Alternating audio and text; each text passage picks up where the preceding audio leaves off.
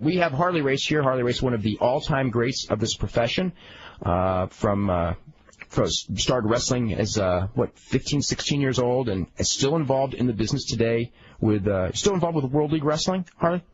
Yes, I am. Is this Dave? This is Dave. Dave, and it's Brian Alvarez and Dave Meltzer here with Harley Race. Hey, Dave, how are you? I'm doing really good. Are you the same Dave Meltzer from Mankato, Minnesota? No, I've never been in Mankato, Minnesota in my life. There was a guy by the name of Dave Meltzer I think it was Dave anyhow, Meltzer from Mankato, Minnesota. That was around when I was in Minneapolis. Which has been a lot of years ago. Yeah, that's the 60s, right? Yes, sir. Yeah. You know, I saw the TV special. In fact, I just rewatched it a couple of weeks ago that they did in St. Louis some months back that you were a big part of, the history of wrestling at the Chase. And there was a tape, and you talked about this. I guess you were very young in the business when you first wrestled at Wrestling at the Chase, when it was at the Coruscant Room, and you were describing the atmosphere. And, I mean, it was so unlike anything that I had ever seen in wrestling, the tape of Wrestling at the Coruscant Room in St. Louis, early 60s. And I thought maybe you could, tell people about what was the difference, and even more so, why? It was just wow, I've just never seen anything like this in wrestling. Well, that was back before everybody started talking about wrestling in this frame of mind that they talk about it today. And it was just the right spot at the right place and time. It was great being able to be a part of it. And if wrestling was still held in the esteem that it was held back then, it would be a much better business today. Now, could you explain what you mean by that, as far as just the respect for wrestling as a craft is what you mean, or do you mean, the fact that people talk about wrestling more openly now, or a combination of both? Combination of both. The ability of a lot of the kids nowadays is still there. It's really a sham that they use the word wrestling in front of a lot of it, but it's there.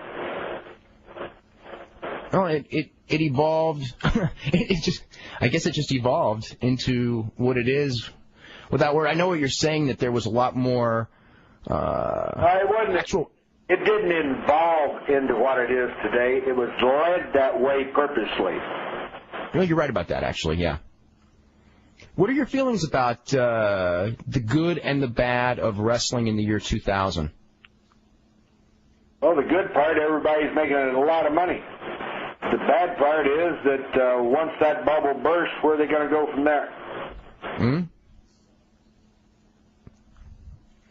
What's as far as if you're gonna say things about the current scene, what in particular don't you like about the current scene, as far as maybe if you're afraid of the future of the industry, or just pitfalls that maybe you're afraid they're going to walk into that they need to sidestep, or maybe... Are we live on the air right now? Yeah, we're live on the air, yeah. So I have to be a little bit careful about what I say, right? I don't have to be that careful. We're on the internet. Unless you want to be. All the fingers that you see stuck up in the air and the gestures made toward your crotch and things like that don't need to be in anything. It may be funny, it may get a laugh or two, but how do you explain that to your child when you go home?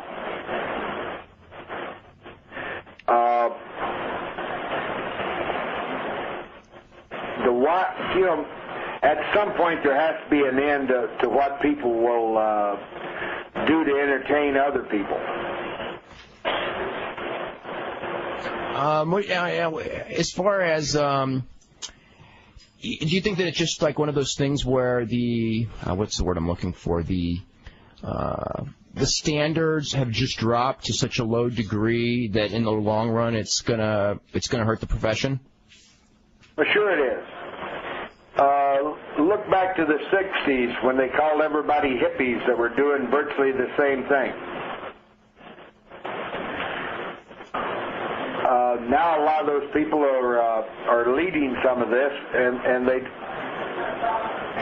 I don't know whether they want to admit that they're reliving their childhood or whatever, but does it remind you a lot of the 60s?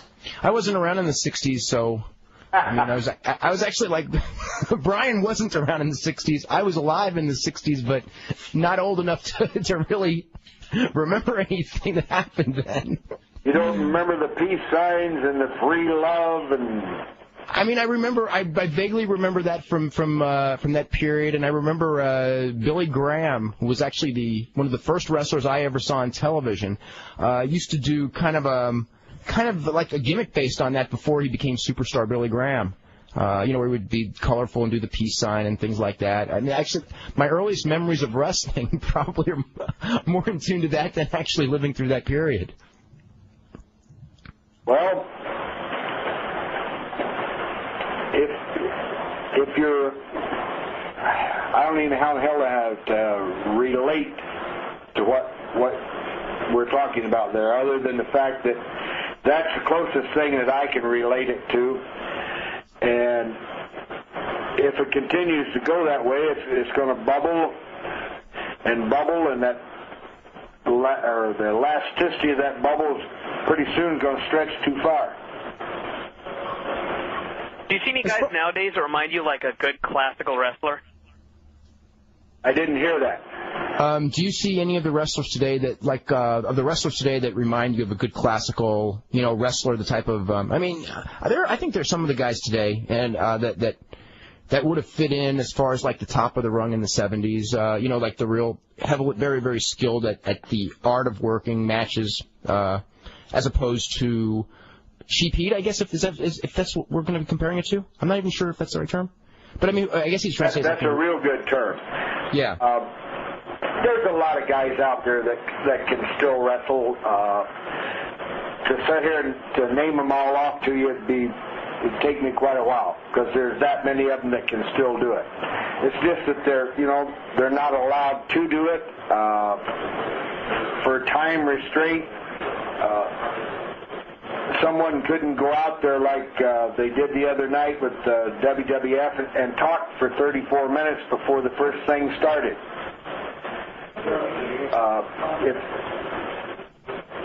And I'm not saying that all of that's bad. We did promos back in my year also, but they weren't 34 minutes and the wrestling 16. It was a lot more the other way around. Before we get to the calls, I just wanted to ask, Harley, you have wrestled pretty well everywhere in the world at some point during your career, and I just want to know if you had to name your favorite places to wrestle, favorite promoters, least favorite promoters, what pops in your mind when questions like that are asked? Well, my favorite, of course, is Japan. I was in and out of Japan 65 different times. Over that same length of time that you're just talking about. The prettiest country, in my opinion, is New Zealand. Promoters are pretty much the same worldwide. I've been one myself, and right now I'm one as we speak.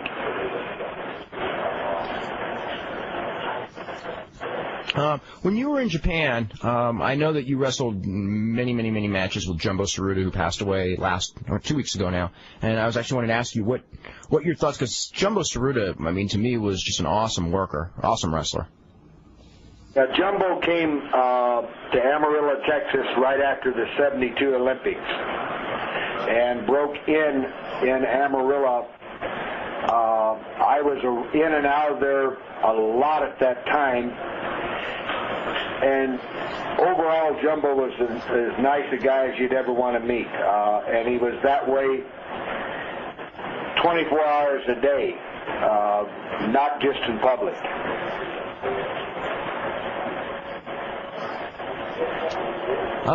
We have an email here from someone asking me a question. I'm not actually familiar with this, but maybe you are. Was there an incident with you and Jackie Gleason, like an angle or something like that? They said that, like, what was the story between Harley Race and Jackie Gleason? And I'm just not familiar with that. Was there anything? Back in the early 70s when they came out with Smokey and the Bandit, Gleason was, of course, a part of that. And he'd been out of the limelight for quite some time when he had finally closed down the Jackie Gleason Hour. So he wanted to do something in front of the public again that would kind of spear into Smokey and the Bandit. So it was kind of set up that night when I walked out to the ring wrestling the Rock's father, that he was to shake hands with Rocky Johnson, come over to me, and I'd extend my hand, and he'd do that, and away you go stuff, just slap my hand and do his walk out of the ring.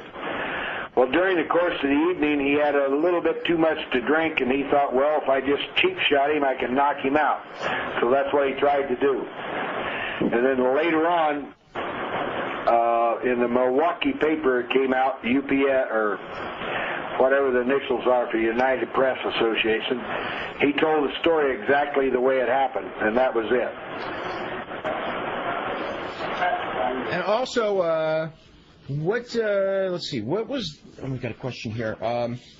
This is from Johnny Tibbs. I knew that this was going to come up. Could you please ask Harley to explain his position that the show must go on regarding Owen Hart's death at the Kansas City pay-per-view? He goes, I heard his comments on the Law show, and I couldn't disagree more, and he used injuries in the NFL as an example of the show going on without interruption. And his thought is, he goes, if Brett Favre or Steve Young had a violent collision on the field and died at that moment, I'm sure the game would have been stopped. If not, could you imagine the headlines? The pay-per-view should have been stopped out of respect for Owen's family, if nothing else. Besides, it's the only thing to do under the circumstances because the man died. And anyway, I was wondering, I know you were, and I know that you were friends with Owen Hart, and you made those comments, and I was just wondering, what your thoughts are of all that. I've been friends with the Hart family dating back to the early 70s. And what I said, in effect, was that Detroit Lions were playing the Kansas City Chiefs in Kansas City. One of the players was paralyzed, and he's never walked since, and the game continued. Al Unser's kid was just killed the other day on the Speedway, and the race continued.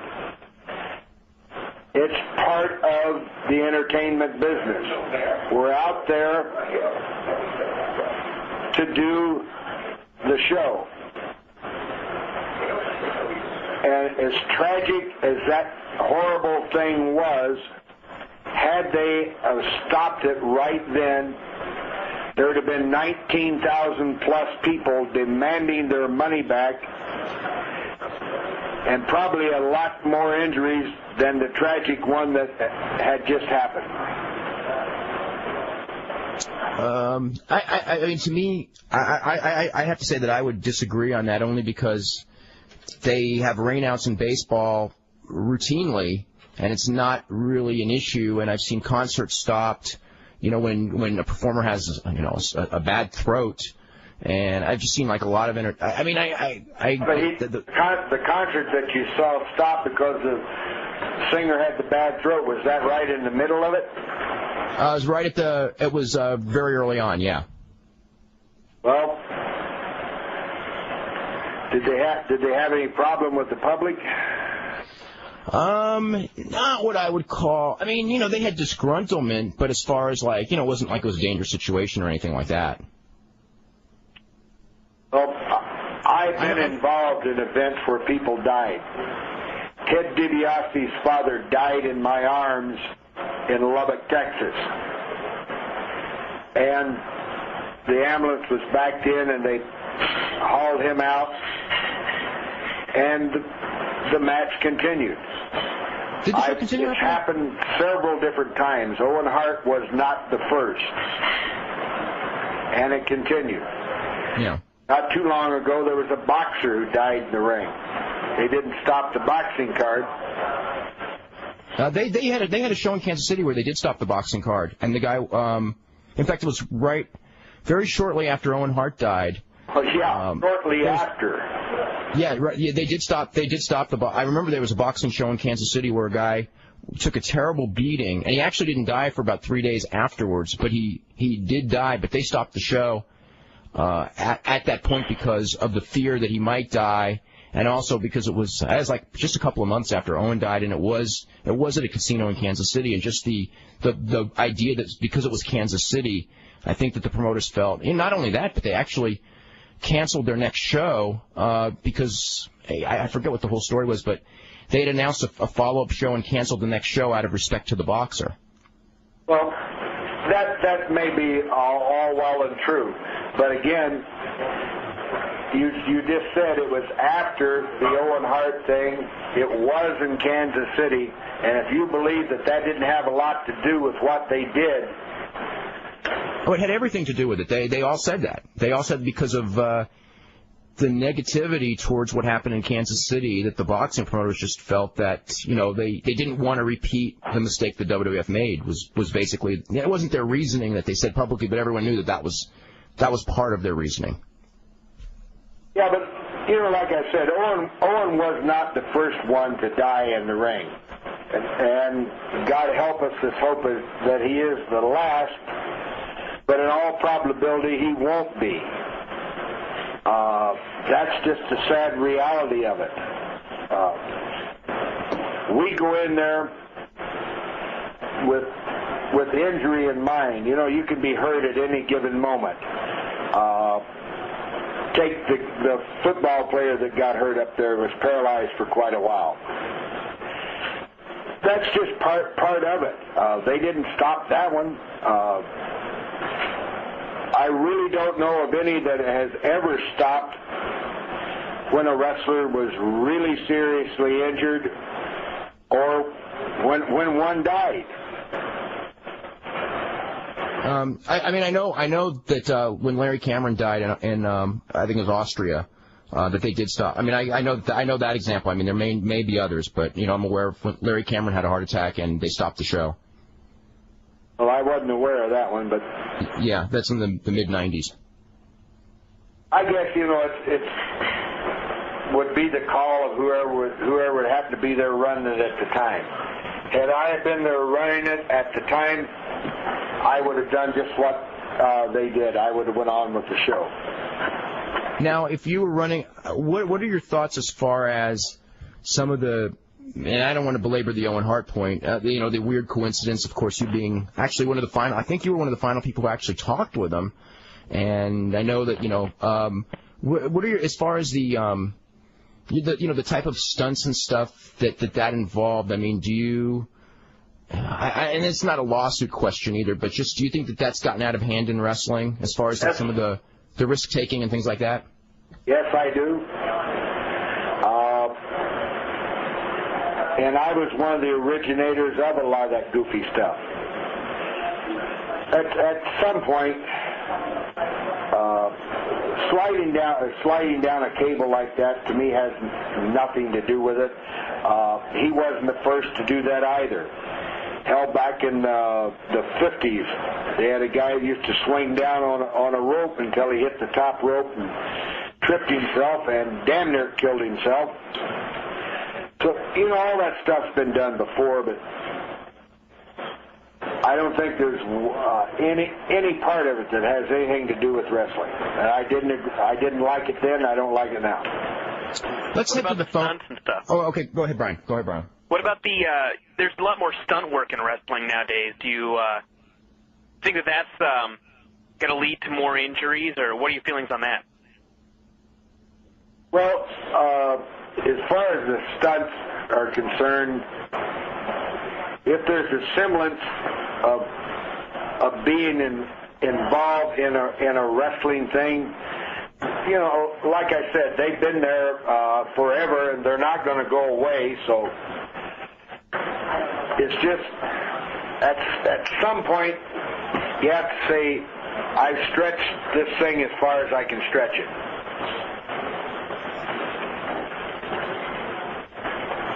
Now, You know, you were one of the first guys to do a lot of the top rope moves, diving headbutt off the top rope. I don't know if you were the first, but you're probably the first one I ever saw. You know, Dynamite Kid later did it, and Benoit does it a lot, and a lot of guys do it today. As far as like what physical price, I mean, you were for your era, you were a huge risk taker. And did it night after night for a long, long time, but not from the heights that some of these guys are doing it now. I mean, do you think, like, with your experience looking back, what type of physical, price are these guys going to pay when they get to be, say, 40, 50, 55 years old? Well, February 2nd this year, I just had 5 vertebrae fused in my back. The 3, 4, and 5 lumbar, and the top 2 sacroiliac. At some point, I'm going to have my neck fixed like Austin just had his. That's what I originally went into the doctor for, was the neck. So that's the price I paid for abusing my body for 40 years. I want to start going to the phones. Let's start with Wes in Virginia. Wes, you're first up with Harley Race. Hey, guys. How's it going? Very good. I wanted to ask Harley what the relationship was with Ole Anderson, and I know there was some heat between the two, if he would comment on that. I can hardly hear him. He was asking about Ole Anderson. I mean, there was a period. In fact, I'm kind of curious about this myself. There was a period in the early 80s when you were world champion where for a long period of time you never went into Atlanta, when Atlanta had the national outlet, and they never mentioned your name even though you were. Was there any reason for, that, or was it just, what's the story behind that? That was an inner squabble between the people that were trying to take over the National Wrestling Alliance versus the powers that were to be at that point in time. It wasn't really Atlanta that I didn't go into. It was actually the Carolinas, and the Carolinas had virtually control of Atlanta TV at that point. So was it more of a Crockett thing than an Ole Anderson thing, or was it a combination of both? Or? Crockett. Really? And so what was do you know what that was all about? Were they just trying to take over the alliance at that point in time, or? Well, it's really kind of hilarious. Back about that point was when the move was to consolidate the whole National Wrestling Alliance around the Carolinas rather than in St. Louis, where it had been for 50 years. And it was just a power struggle, trying to head New York off, and it all come up short.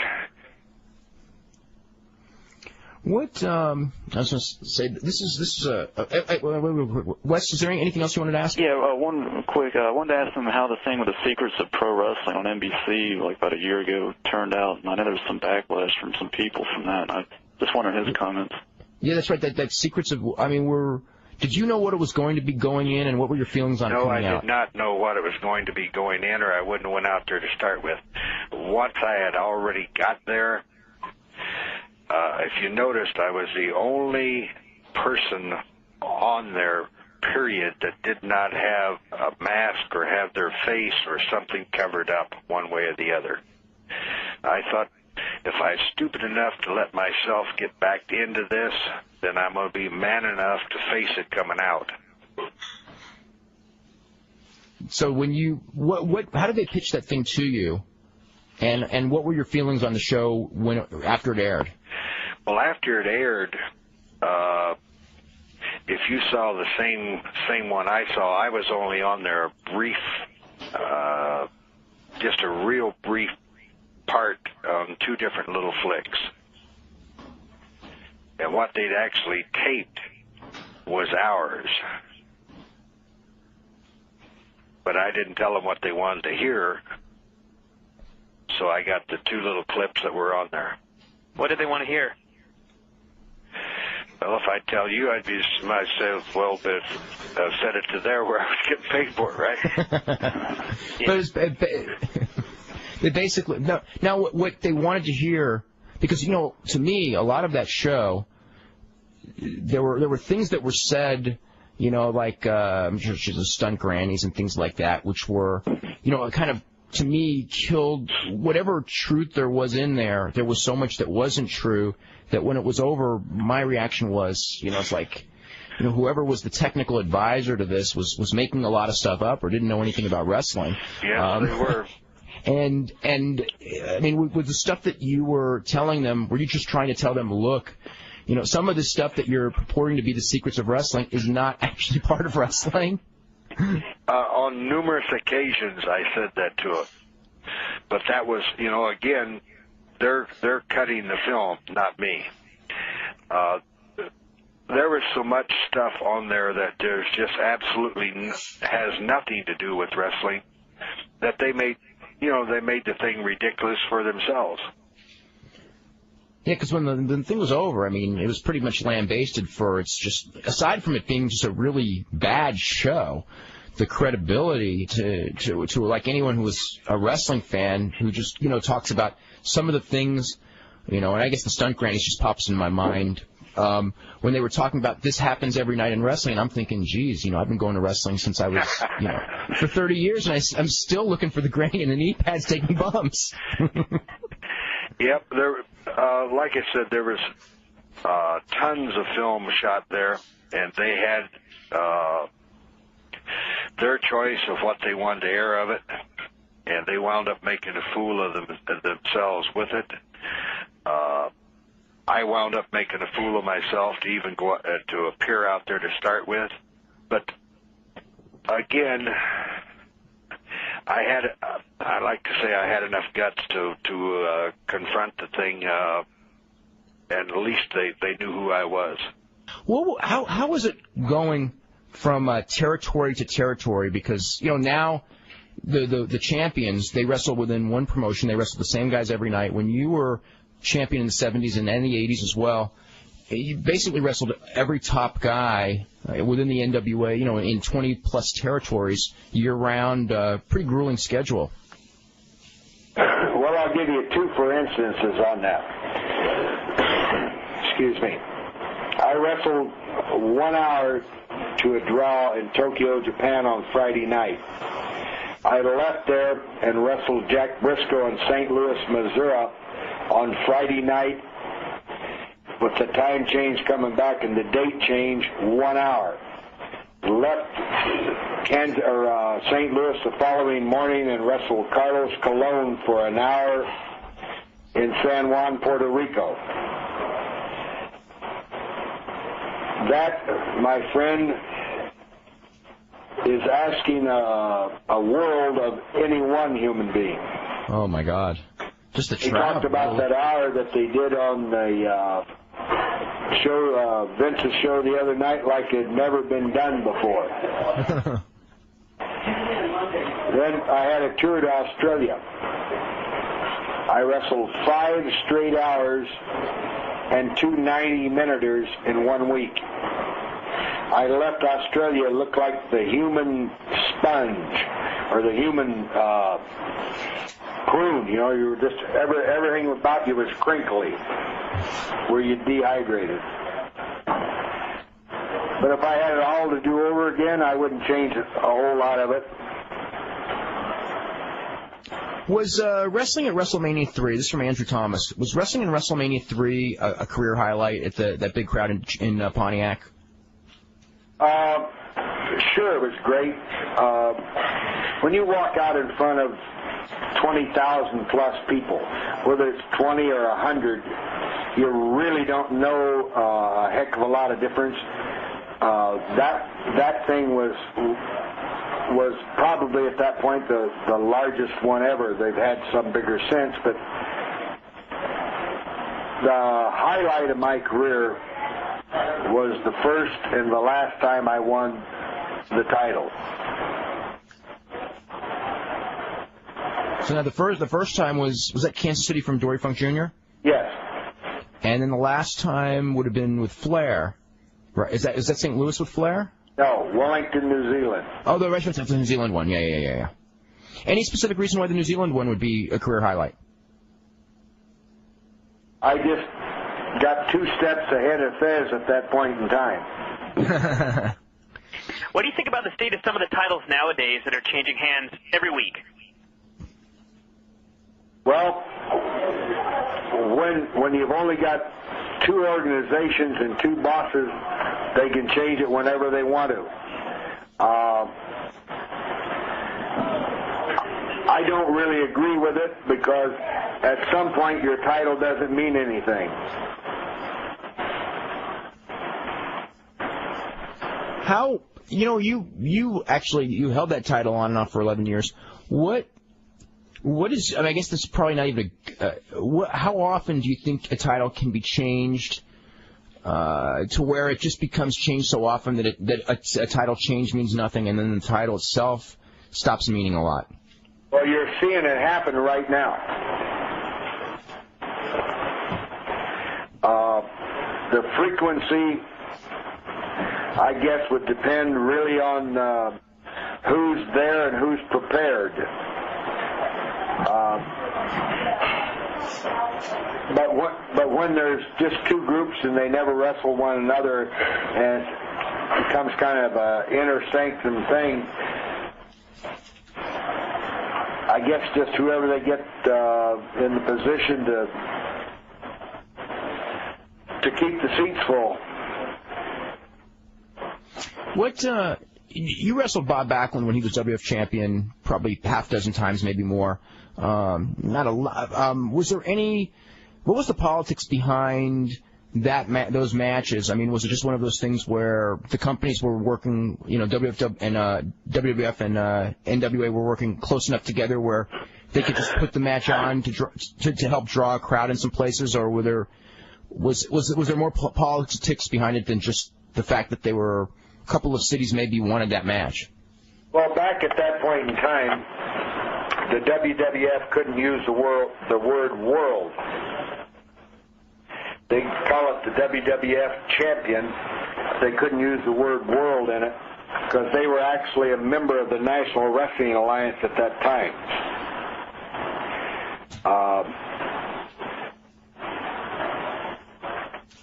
I wrestled Backlund, I think, 3 different times for the title. Once in Florida, once in New York, and then once in St. Louis.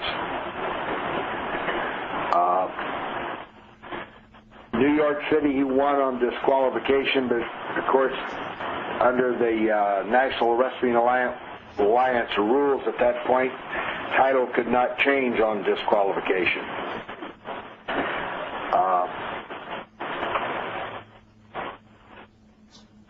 As far as being a political thing, I don't think really then that was involved in it because it just, the people had wanted that match for so long they decided to give it to them, and when they did, they decided to do it in 2 or 3 different places. Let's go to Chris in Indiana. Chris, you're next up with Harley Race. Hello, Dave. Hey, how are you? Mr. Race. It's great to talk to you. I'll speak up, or Dave, I'll just talk to you if I need to. I know we got a bad connection sometimes. Just talk loud, and it should be okay. Harley, you can hear him fine? Yeah, I can hear him. Okay. Okay. Mr. Race, I know you mentioned a couple minutes ago about you've had to have some vertebrae fused, and that I was just going to ask, how have you been feeling the last couple of years here? I know you had a botched surgery a few years ago, and I just wanted to know how you're getting around these days and how you're feeling. Well, I just came back from the doctor in Kansas City yesterday, and he told me the fusion had taken great and everything looked good, and I automatically felt about 3 times better right then. I'd been kind of concerned about it, but a lot of that stuff becomes mental. All through my abdominal surgeries and stuff like that, I never really thought that was going to be the end of my career, and it wasn't. Probably should have been, and I'd have felt better than I do right now. But wasn't it a car accident? I still get around halfway decent. wasn't it a car accident that knocked you out of WCW there in 94, 93? Yeah, what was the injury that ended your career with WCW as far as, because you were managing Vader, if I remember? Yes. I was managing Vader, and I had an automobile accident and wound up with a plastic hip after 3 surgeries. Yeah. Wow. I know that the Dynamite Kid has spoken highly of you as one of the guys that he puts you right up there. He said you were probably his best friend in wrestling in his book, and even on his website he does the Q&A, question and answer with the fans, and he's always spoken highly of you. I just wanted to know maybe what are a few of your memories of Dynamite, some of your time together. Dynamite, when he first came to Canada from England, was a real tough little guy, and then he got into weightlifting and a few of the other things. Overall, Dynamite was just a great guy. I thought of Dynamite as a son more than I did as another wrestler. Yeah, he said that even though the two of you were, there was an age gap there, the two of you were like peas in the pod, basically. So well, you met him first in Canada, right? With for Calgary. Yes. Yeah. Yes. Whenever I'd go to Calgary, I'd stay with him and his wife at that point in time. He was probably the most worthless guy in the world when it come to repairing things around the house. So whenever I'd arrive there, I'd get a list of things that need to be fixed. Well, Dynamite and I have one thing in common, at least. That's good to know. And just one last thing. This is something that we talk about almost it gets talked about almost every guest and every wrestler that Dave has on the show. But will the boys ever be able to stick together long enough and without the backstabbing to form any kind of a union to team up against promoters? Do you ever see that happening? No. No. Succinct answer. Yep. That's kind of like that's usually the answer we come up with too. That's easy. Yeah. Well, Mr. Wright, I wish that there were more tapes of the early '70s around because I've loved watching your matches with Briscoe, and I can still I thought Rock and Helmsley had a good match, and there is a lot of nobody thought of doing it in this day and age, but I know that you and the boys used to do it 4 or 5 nights a week, so that's really something that's a lost art because there's just not an attention span for it. But I just wanted to thank you for a great career, and I hope you have a peaceful retirement. Well, thank you. All the compliments are greatly appreciated. Rock, well, that's what I was saying earlier. There's a lot of guys out that are capable are still doing this, and it's just a shame that they can't put more of that into what they're doing now. But you can't. I guess you really can't knock success. If you're selling out every night, you're doing something right. May not be everything that everybody agrees to, but they're doing something right. Now, what if you're not selling hardly any tickets at all? Are you doing anything right? Evidently not. There's an email here who says, can you name some wrestlers who, for whatever reason that you probably came across during your career, who you felt, had the ability that just didn't get the right break, didn't get the right chance, that could have been, top guys, and conversely, wrestlers who got breaks that became big stars that you felt were maybe lucky and maybe didn't deserve those breaks? One that kind of sticks out right off the bat back in my so-called ear was a guy by the name of Tex McKenzie. Tex McKenzie didn't know up from down, left or right, but he made quite a bit of money. There's been a few over the years that, for want of a better expression, had not paid their dues for what they got out of it. And then there's been some that has spent their whole entire career paying their dues and has made nothing. Any examples of someone who, like, maybe, especially when you went from territory to territory, there was a guy, maybe you wrestled him, like, in a TV match and not a main event on a big show, and all of a sudden, and you just went, wait a minute, why is this guy in this position? You know what I mean? When he's this, is there any, like, names that would pop in when I describe something like that? Well, now some of those guys went on to do quite a bit. take Paul Orndorff. I talked Paul Orndorff into getting out of a situation that he was in Oklahoma, and coming first to Kansas City, then going to the Carolinas. Then he wound up in New York and become a superstar. Then he went into Atlanta, and he's still working with the power plant there in Atlanta. There's a lot of those guys that were around, and I tried to funnel quite a few up to Kansas City. Of course, I had a vested interest in doing that. Yeah. But you know, there were several guys around back then that could have been a lot better than where they were, and wasn't for lack of talent. We got Will in Sacramento. Will, you're next up. Hello. Hey, how are you? Fine. Nice to talk to you. Enjoy your show. Thank you. I'd like to say hi to Harley Race. He's my all-time favorite wrestler. Well, and thank you. I met him in the airport in Memphis a few years ago, and he was very cordial to me, and I appreciate it. And I wanted to ask Harley if he still has any involvement in amateur wrestling. I know at the time he was an assistant coach at a high school or something. Wasn't your son like a really good I met your son once, Harley, about, God, I'm thinking it's got to be about 8 or 10 years ago, and he was like a really, didn't you have a son who was a really good amateur wrestler? Well, he was 2 times Kansas State amateur, once in the kids program and then once in the high school program. And I did do a lot of coaching back during that point of time. I took him when he was a little kid, and then through his high school years. And now that I'm here in Eldon, Missouri, doing what I'm doing now, I had an amateur class for the kids here in Eldon that was all last fall and probably start again this fall.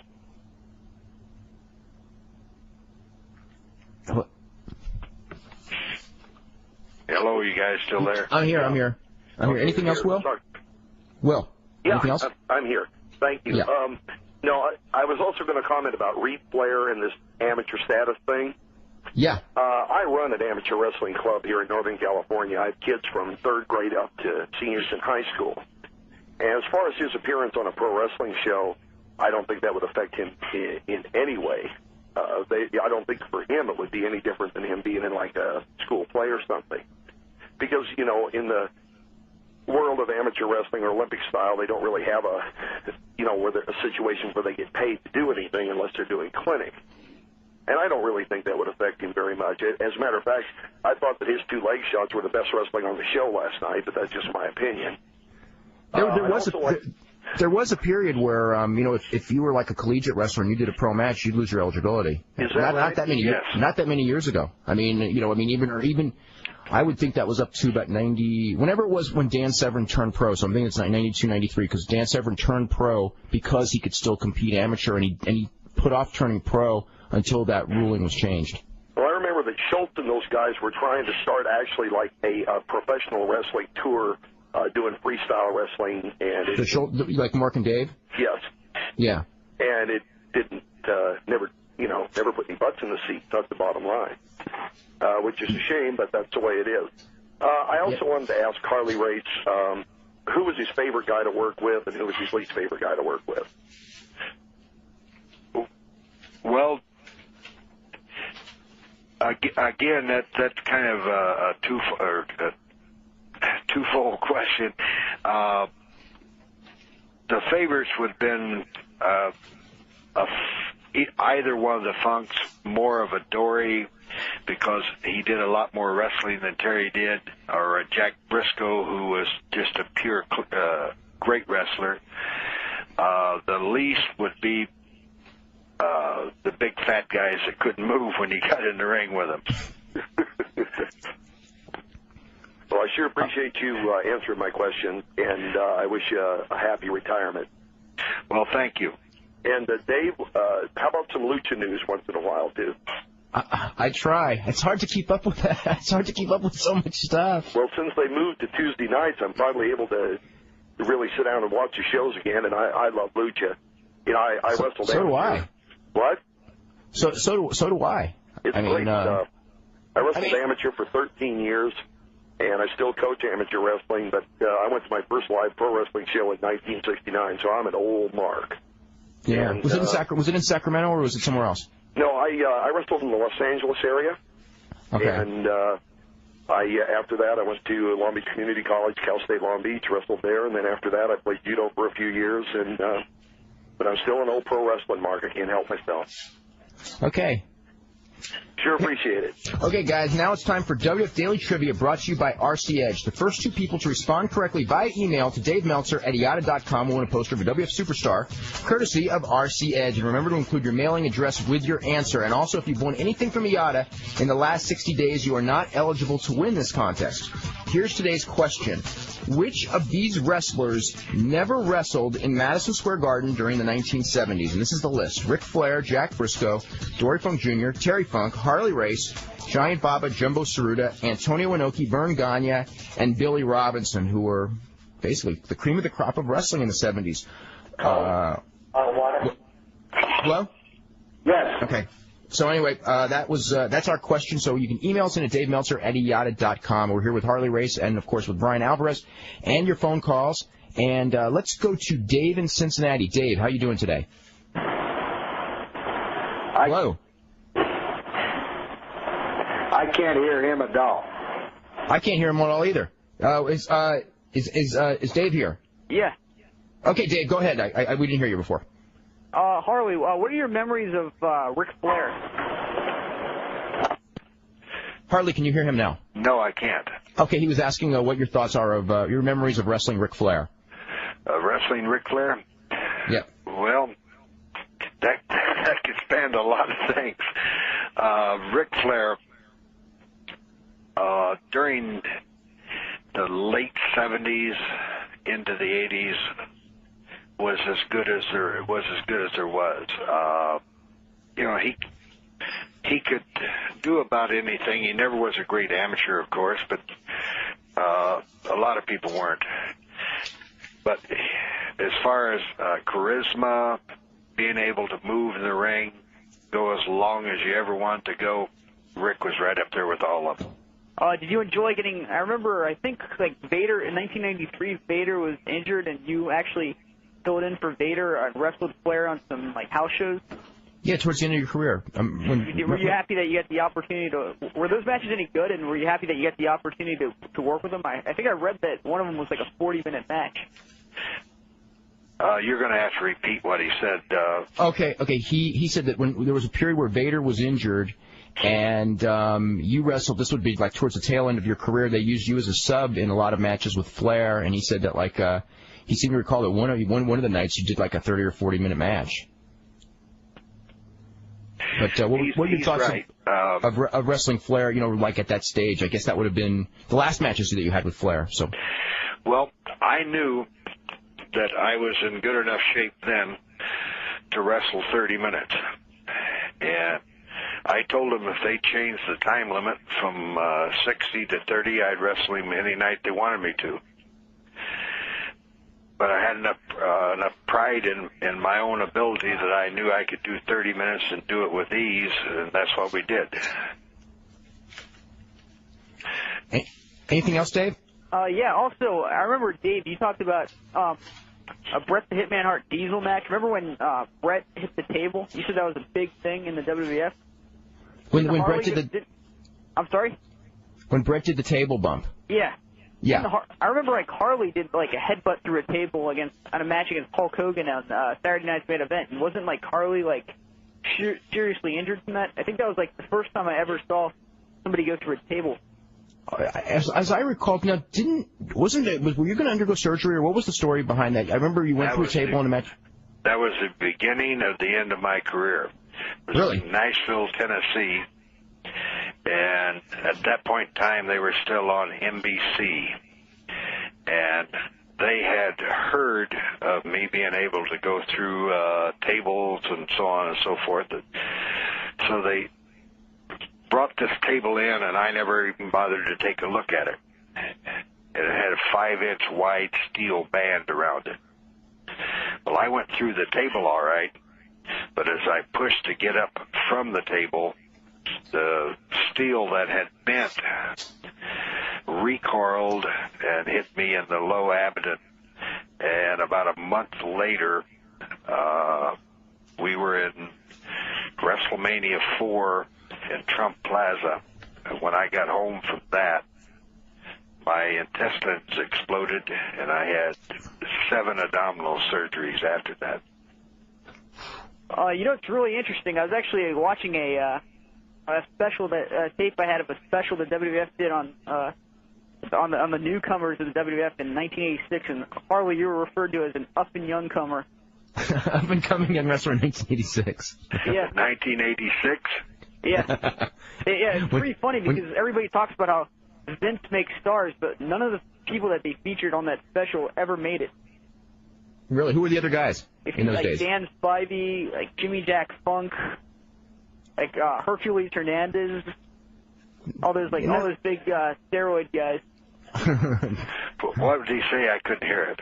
He said that there was a special that they were doing, and they always talk about Vince making superstars. And he was talking about like they had this thing in '86, and he was mentioning names: Hercules Hernandez, Jimmy Jack Funk, and Danny Spivey of guys they brought in. They brought in that basically those guys never made it to the top. Those names that he mentioned in that era. And I was in that. Yeah, the young new stars come into the WWF. How did you feel? It's an interesting one. Is when you came to the WWF, they pretty well erased you had a history all over the world. And one of the things about the WWF in those days was that they erased your history when you came in. I mean, Dory Funk Jr., who was, one of the biggest names ever in the industry, was Hoss Funk, like he was at a Bonanza. Yeah. And you were Harley Race, and all the world titles, were just erased from your resume. Yeah, they could erase that by not mentioning it. They couldn't erase it from people's minds. The only thing that I would not do up there is, I should say, the only thing I would not do, the stuff that they wanted me to do. I was Harley Race, and I was going to remain Harley Race. They had the King of the Ring thing, and that kind of fit Harley Race's image, so that's what I went with. Then they wanted me to do a lot of goofy stuff with the King, stuff that I wouldn't do, so then they brought Bobby Heenan in to do it for me. But Harley Race remained Harley Race all the way through his career. Did they ever ask you to change a name to like someone? Oh yeah, like sure. Did they ever come up with like a name, like a goofy name for you, or did it never? Or did you just say like, no, I'm Harley Race? You got it. That's what I said. And that's who I was. Real early in my career, I wrestled as Jackie Long, and I came home from Nashville, Tennessee, and my dad said to me, he said, I haven't heard anything at all about Harley Race. Where are you? What are you doing? I said, well, Dad, I'm wrestling as Jackie Long in Nashville, Tennessee. I have a question for Harley. Yeah, hey, Harley. Yes, go ahead. You guys were talking about the most undeserving people to make it. You were like one of the first people to put over the Ultimate Warrior. I can remember. Do you ever think that guy would ever do something in the business? I didn't. I heard him say something about the Ultimate Warrior, but I couldn't hear it all. He just said that like when Warrior came in, you were one of the first top guys to put him over and to do everything. I was married to him for 6 months. Everywhere we went, it was the Ultimate Warrior and myself. Oh, Dave, I forgot to tell you. Oh, yeah, one of the other guys that were featured in that special was one of your favorites, Ted Arcidi. Oh, Ted Arcidi. Ted Arcidi. Oh, my God. You know, God, Triple H in the business? I got involved in a hell of a group of guys there, didn't I? But did you know Ted Arcidi got Triple H in the business? Ted Arcidi was the guy who got Triple H? I didn't know that. I was watching like one of the WWF home videos. It's called Triple H, It's Our Time. And Triple H talked about his career, and he said Ted Arcidi was the guy who got him in the business. Wow. Ted Arcidi. Did you ever wrestle Ted Arcidi? I can't remember if I did. I know who he was, of course, but I don't think I did. I guess with Warrior, when you worked with Warrior, they must have obviously been trying to groom him and figured that they give him to the master to do the grooming. We're not going to take any chances. Yeah, I remember watching on Superstars like a tag match. It was Harley Race and somebody else against the Warrior and Don Morocco. I'm trying to think of who that was. Of who. I don't. It doesn't ring a bell to me. I don't know. Do you ever remember? Don Morocco's an interesting name too. Yeah, Morocco's. When Donnie was first broke into business, they had him in Tampa, Florida, and they were grooming him to be the next Jack Briscoe. And Donnie, at that point in time, had other interest, and somehow or another that didn't pan out the way they wanted it to. I remember Don Morocco when he was in the WWE. My opinion, is still really a great good, guy. But he bulked up to like 1,000 pounds. Yeah, he got real big. Well, when he first came in, he was like he looked like Jack Briscoe. Right. In fact, you wrestled him. Didn't the Grand Wizard manage him? No, this is long before Grand Wizard days. No, this is 74, 75. I remember Harley going into Florida, wrestling Jack Briscoe. I don't know, like in some matches, and it was one of those things where, and it's interesting how the booking was in those days, is that Morocco wrestled Harley Race, and I think Harley was an ex-champion. I think Jack Briscoe would have been the world champion, and the deal was that Morocco came close. And had almost beat Harley Race, but Harley Race actually would beat Don Morocco at the end. But the fact that you almost beat a guy, actually elevated him to the level. And now you have guys beating the top guys, and they don't get elevated at all. But I remember like Don Morocco was elevated to world title status by losing to Harley Race in Tampa and Miami or wherever those matches were held. Well, that's the difference in having a business that is run. Well, I think I'll just pass on that one. Okay. Slide. Anything else, Dave? Yeah, one last thing. I was wondering what he thinks of. I remember, I think Harley Race beat Terry Funk to win the title in 1977. Yeah, Toronto, I think. Yeah. I was wondering what he thinks of Terry Funk still wrestling and taking on those bumps. Oh, I know. That is a good question. I mean, I don't know. Harley, do you watch a lot of WCW or occasionally? Did I wrestle in WCW? No. I'm just talking. Do you watch WCW now? Yes. Yes. What do you think of Terry Funk still wrestling and all those crazy things? All those bumps he's taking with all his injuries. Well, hopefully he still doesn't need the money. Other than that, his father died at 54. In kind of a shoot thing with Mr. Wrestling of that year, not Johnny Walker, the guy that hauls the ring around for the Atlanta. Wasn't it like Gordon Nelson, right? Yes, Gordon Nelson. Gordon said, "I can put you in this hole. You can't get out of it." They did it, and old man Funk had a heart attack fighting to get out of it. I don't know if Terry has got that in mind or not. I talked to him for about an hour the other night, and I asked him the similar question: "What in the hell are you still doing?" Terry didn't start until a little bit later on. I'd say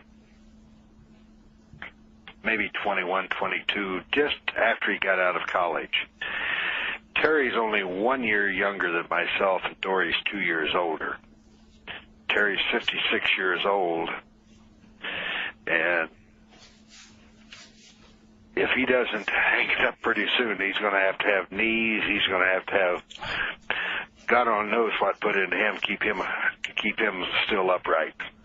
The thing with him that scares me is that it's like with Terry Funk, there's some wrestlers have the ability, or whatever, I don't need to call it the ability, but there are a lot of wrestlers who coast their way through matches. And Terry Funk is clearly not one of them. He takes as much punishment as anyone out there, and he's done it for 35 years now. Well, that's part of being Terry Funk, is I can survive no matter what happens or what you try to do with me. We hadn't talked. Okay, I kind of had that thing like that, or I shouldn't say early on, but pretty much through my career, any goofy thing that was out there to do, I'd be trying to do it. I don't know if you know about this, but on Tuesday, because it actually aired last night, he got kicked by a horse. They were doing a match in a stall, and I think the horse kicked him, Brian, kicked him in the shoulder, right? Yep. Yeah, I mean, and I was just thinking, like, if that horse had kicked him in the head and not the shoulder, you know, I was like, what are they doing? I mean, it's like the horse is just sitting there, you know, they're in this stall, and there's a horse standing there, and all of a sudden, you know, him and Chris Candido are wrestling, and all of a sudden this horse just kicks. And it's just like, you know, it's like, oh, God. You know, this is, you know, thankfully I'd heard the story about it before, because if I hadn't and I'd seen that, I was just like, oh, no. I've seen him, Terry Funk, do so many moonsaults to the floor and things like that where I just think, as he turns and he's not quite getting it, that this time he's never getting up, but he always does. Yeah. Yeah, I know the feeling. I've watched him do it. There's nothing that Terry wouldn't try. I don't believe. Let's just hope he doesn't wrestle Ahmed Johnson. I don't want to think about that. He did. Oh, he wrestled all of Harlem Heat. Yeah, have to wrestle Ahmed Johnson. Oh, God. How many guys is that guy injured?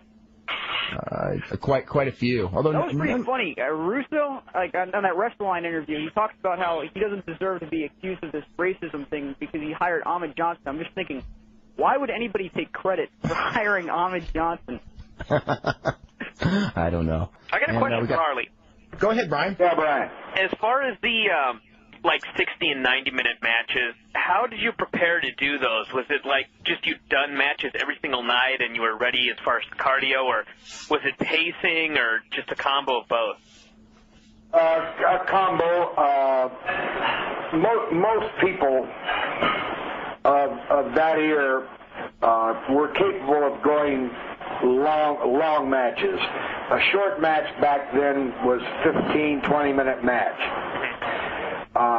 It's just something that you set yourself a pace to do, and you try to keep people from varying it on you. Yeah. Did you have a favorite city to wrestle in, like St. Louis or Tokyo, or you know, one of them where the fans you felt were the most respectful to your style? Well, you probably named two of the top. The others were pretty much any of the Florida towns. Mm-hmm. This is a question we're gonna hit to some of the calls just a second, but someone emailed me this and just wanted your opinion on some of these guys, and actually some interesting names here from the past. Let me just throw some names out at you that you're, I'm sure, familiar with every one of these men. Peter Maivia. Yes, Billy sir. Graham. I'll just throw out some names and just give me some comments. Peter Maivia, we'll start with him. Peter Maivia. I wrestled Peter in Althea in Western Samoa, and they're used to a round system over there. So they had thought they had scheduled it right. They put us in 10-minute rounds. So what they've done is they give us 100 minutes of wrestling. Oh, my God. And along toward the end of it, it got so dark that the cops pulled their squad cars in. We were outdoors in an old soccer arena and turned their headlights on, and it just got so screwed up that they finally stopped it. But it went well over an hour. Wow. What about Billy Graham? Billy Graham,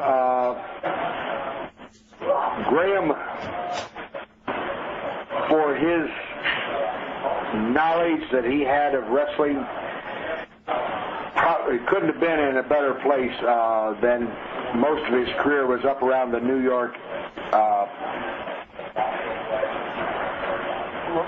Back then it was Northeast NWA/WWF.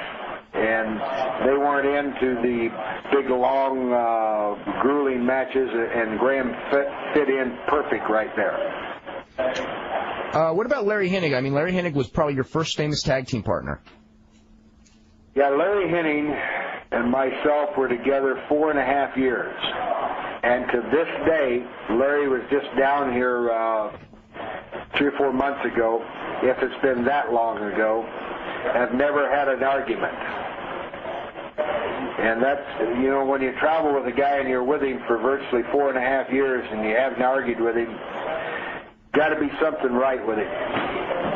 Now, here's a guy who was a top star at the same time you were a top name, and you were in different promotions, and I don't even know. I mean, you probably did wrestle him at some point, but I'm not even sure your paths crossed. Nick, well, I guess I shouldn't say that because I actually saw you guys wrestle in Japan. So anyway, Nick Bockwinkel. Nick's father was originally from St. Louis, and at one point in time was involved in the promotion in St. Louis. Nick, for some reason or another, never was ever big around St. Louis, but he did hit it great in Minneapolis, and Nick's a real nice guy. Cheap as cheap could possibly ever be, but other than that, he's a nice guy. He was my tag team partner in Japan on a couple of occasions. Now, here's another one. A lot of the wrestlers that you talk to, when they talk about, like, the greatest performers, when your name comes up, and the name that comes up a lot also from that era is Ray Stevens. Ray Stevens was not only good in that era, he was good back, 6, 7, 8 years before that. Ray, if there was ever anybody that I kind of put myself in tone to as I was developing Harley race, Ray Stevens was one of those people. Let's go to some callers. Let's go to Charles in Los Angeles. Charles, you're next up with Harley Race. How you doing, Dave? Brian, Mr. Race, it's really an honor to talk to you. I grew up back east during the early 70s. I saw you and Larry the Axe Hennig boy on Championship Wrestling in Florida many times, destroying the competition. I can't hear him. Okay, he was just saying that he saw you and Larry Hennig wrestle a lot in Florida in the early 70s. Yeah, Larry came down to Florida for me. I was booking Florida at that point in time. It was right after they had the plane went into Tampa Bay with Buddy Colt and that group of guys that was there, and Bobby Shane was killed in it. I went in to book Florida at that time, and I brought Larry in to Florida with me. I had two questions for you, actually. You kind of answered one of them. What was your favorite program from around 1973 to 1980? And, well, two more. And I saw great matches with you and Johnny Valentine. Do you think that if not for the plane accident, Johnny Valentine would have become NWA World Heavyweight Champion? And what was your favorite regional title outside of the National Wrestling Alliance World Heavyweight Championship? Maybe Missouri State, Florida, whatever. Did you I heard most of it. Okay. John Valentine was in the early 70s up until his plane wreck. John Valentine was as good as they get. As far as him ever becoming world champion, I don't think that they would have ever done that, for the fact that John was too unpredictable. If he decided he didn't want to go someplace or didn't want to show, John was just John. His ability, as good as they get. Anything else, Charles? His favorite regional title? Yeah, do you have a favorite regional title as far as like? I'd have to say the Missouri title as far as the regional. I held it 8 different times also. Thank you very much, Mr. Race. Great. You're welcome. You gave me years of great entertainment. Thanks for taking the call, Dave. Okay. Hey, Charles, call more often. I miss you. Okay. Let's go to Tom in Los Angeles. Tom, what's going on? Hi, Dave. Hey, how are hi, you? Harley. I don't know if you remember me, Harley, but I'm one of the 2 guys from Cedar Rapids, Waterloo, Iowa in the early 1970s. Used to badger you constantly to get us in the business. And he finally took us to Gus Karras, and he even got me a shot on St. Louis TV. 30 years later, thank you for that. It's been a great influence to me. And speaking of 90-minute match, I remember in Waterloo, Iowa, he went 90 minutes with Dory Funk Jr. Tremendous match. I've got friends that still think that was the greatest match I've ever seen. And even after the match, you guys fought another 20 minutes. on the way back to the dressing room. You guys are just incredible, and you are absolutely the top performer of all time, I believe. Well, I appreciate that very much. Thank you. What's your name? Tom Hankins. I lived in Cedar Rapids, Iowa, and I used to badger you every time you come to Cedar Rapids or Waterloo, me and another guy. I don't know if you remember or not. You'd show up to eat somewhere, we'd be there waiting for you. And you were a stalker. I was. And it finally worked. Harley got me into the business, really, and got me on St. Louis TV. Got to work with Jack Bristol because of Harley, and I still thank him for it. Was that the highlight of your career, working with Jack Briscoe? It was. It was the greatest. I was just only been in the business a few months. I was in the St. Louis dressing room with all these greats, and it was just unbelievable. Oh, yeah. I know Harley mentioned like Jack Briscoe was one of his favorite guys to wrestle too. Briscoe was a classic. 90-minute draws. He was just he was incredible. First suplex I ever saw done anywhere was Harley Race. Came back from Japan, had that suplex. I asked, "What is that? What is that?" I'd never seen it before. Harley, where did that vertical suplex come from? Because you were, I would think you were one of the guys who popularized the move. I mean, the earliest suplexes I remember were you doing the gut wrenches and the big vertical suplex where you held the guy up for a long time that like Bulldog does now. And I mean, everyone does the vertical suplex now, but I mean that Harley Race trademark suplex. Well, there were several of those that I brought into wrestling. The gut wrench was one of them. The double arm was the other one, and then the vertical. I had a guy up there once, and I just decided to see how long I could hold him, and that's how I got started. Well, that's all I really had to say. I just wanted to, again, thank Harley for everything he did for me and for wrestling. Well, thank you. Yeah, the gut wrench would have come from amateur, right? Yes. Because I know they do that, but the vertical. It's just a different version of the German.